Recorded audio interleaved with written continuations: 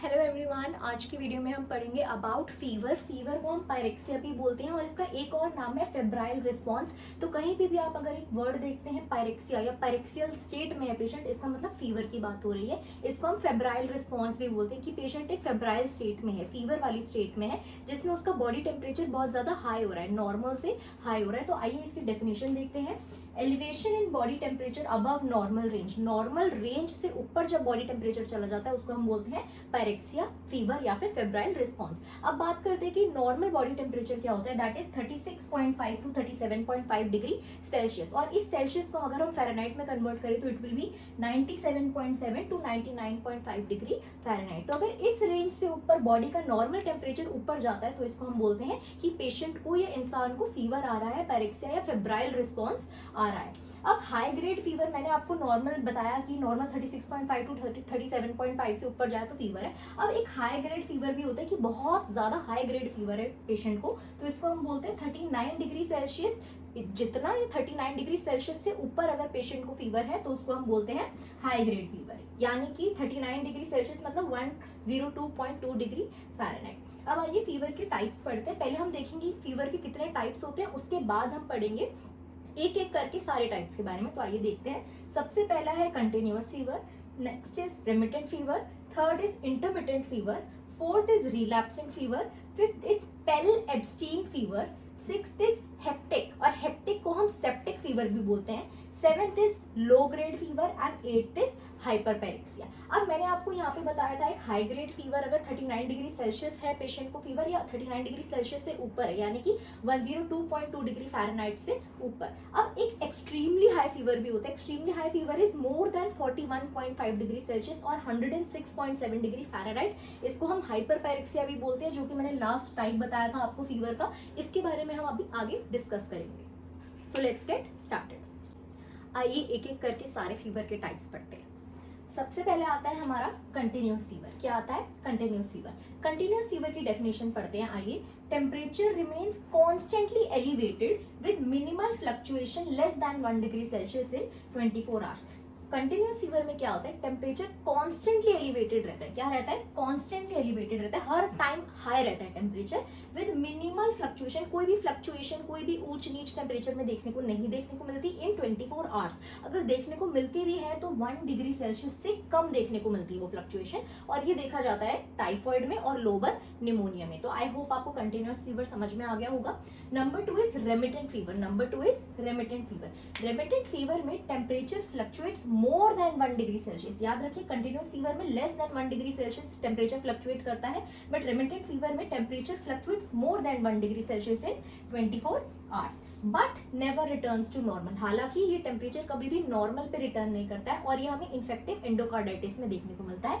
Continuous fever और remittent fever में सिर्फ यही डिफरेंस है कि इसमें less than 1 degree Celsius fluctuation देखने को मिलता है और इसमें मोर देन 1 डिग्री सेल्सियस फ्लक्चुएशन देखने को मिलता है, और दोनों में ही टेम्परेचर बैक टू नॉर्मल नहीं आता है। आइए नंबर 3 की बात करते हैं। Number 3 is intermittent fever. Intermittent fever में fever comes and goes, fever आता है फिर जाता है, इसलिए इसको बोलते हैं इंटरमिटेंट फीवर।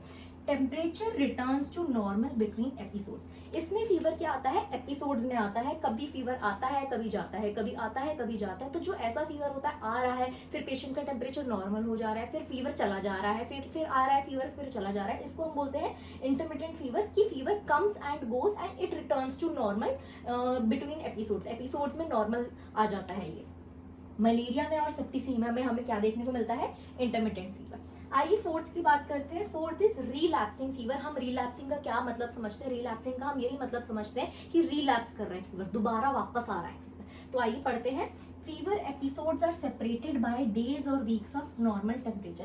किसी भी इंसान को कोई बीमारी होती है, वो ठीक हो जाती है, फिर कुछ 10-15 दिन, 1 महीने बाद अगर वो दोबारा बीमारी वापस आ जाती है तो हम उसको बोलते हैं कि वो पेशेंट का डिजीज रिलैप्स हो गया, यानी कि वापस आ गया, रिटर्न कर गया है। तो वही होता है रिलैप्सिंग फीवर, कि जो फीवर के एपिसोड्स होते हैं वो सेपरेट होते हैं बाय डेज और वीक्स। फीवर के बीच में या तो दिनों का गैप होगा या हफ्तों का गैप होगा, और फिर फीवर से वापस फिर से आ जाएगा। इसको हम बोलते हैं relapsing fever. Fever episodes are separated by days और वीक्स ऑफ नॉर्मल टेम्परेचर। ये हालांकि ये ज्यादातर लॉन्ग टर्म इन्फेक्शन में हमें देखने को मिलता है, ठीक है।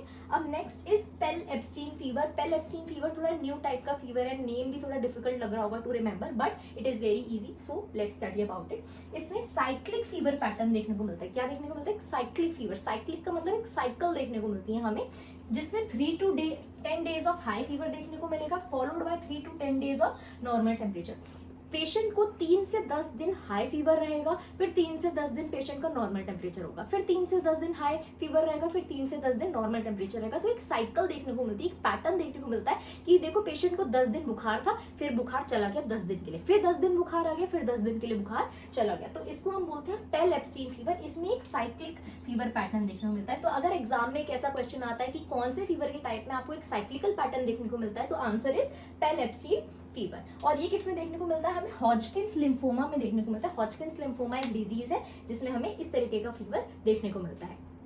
नंबर 6 इज हेक्टिक फीवर और सेप्टिक फीवर। आइए हेक्टिक एंड सेप्टिक फीवर के बारे में पढ़ते हैं। हेक्टिक फीवर को सेप्टिक फीवर भी बोला जाता है। इसमें rapid changes in body temperature, यानी कि इसमें शरीर के अंदर बॉडी टेम्परेचर में रैपिड चेंजेस को देखने को मिलते हैं, तेज तेज चेंजेस देखने को मिलते हैं। और इसमें साथ साथ चिल्स और स्वेटिंग, यानी कि चिल्स मतलब कपकपी, और स्वेटिंग यानी कि पसीना आता है इसमें काफी ज्यादा। ये सीवियर इन्फेक्शन, बहुत ज्यादा सीवियर इन्फेक्शन अगर किसी को, उनको देखने को मिलेगा उनमें, और ट्यूबरकुलोसिस में भी ये देखने को मिलता है। तो basically hectic fever and septic fever means rapid changes in body temperature, जिसमें बॉडी का टेम्परेचर बहुत रैपिडली चेंज करता है। आइए 7 पढ़ते हैं, लो grade fever. Low grade fever is slight elevation in body temperature. Since नाम से ही पता चल रहा है लो ग्रेड फीवर, तो लो ग्रेड फीवर मींस हल्का फुल्का फीवर आ रहा है, हल्का फुल्का बॉडी टेम्परेचर में चेंज है। तो slight elevation in body temperature. अब कितना चेंज है?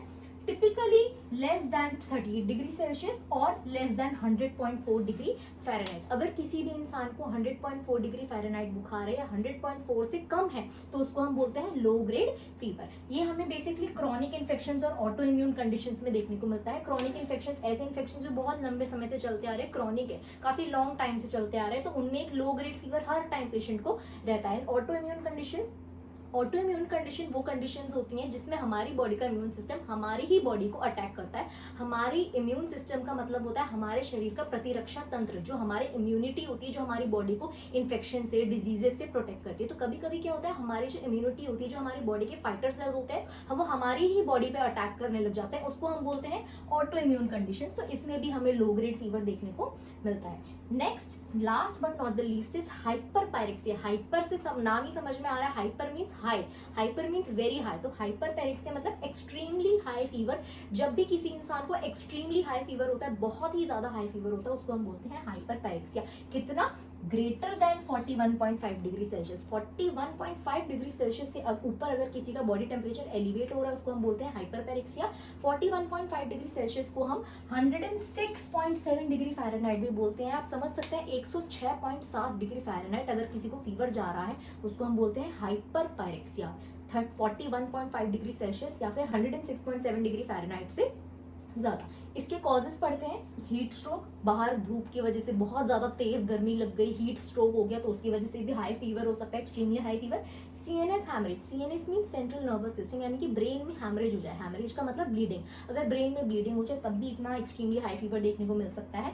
नेक्स्ट इज सीवियर इन्फेक्शन, अगर बहुत ही ज्यादा सीवियर इन्फेक्शन होते हैं तब भी हाइपर पायरेक्सिया देखने को मिलता है। तो मैंने आपको total 8 types of pyrexia, fever and febrile state of patient बता दिया है। आई होप आपको समझ में आ गया हो। एंड अगर आपको कोई भी डाउट है तो आप कमेंट सेक्शन में लिख सकते हैं। अगर आपको मेरी वीडियो पसंद आई है तो please don't forget to like, share and subscribe my YouTube channel the Nursetopia. Thank you.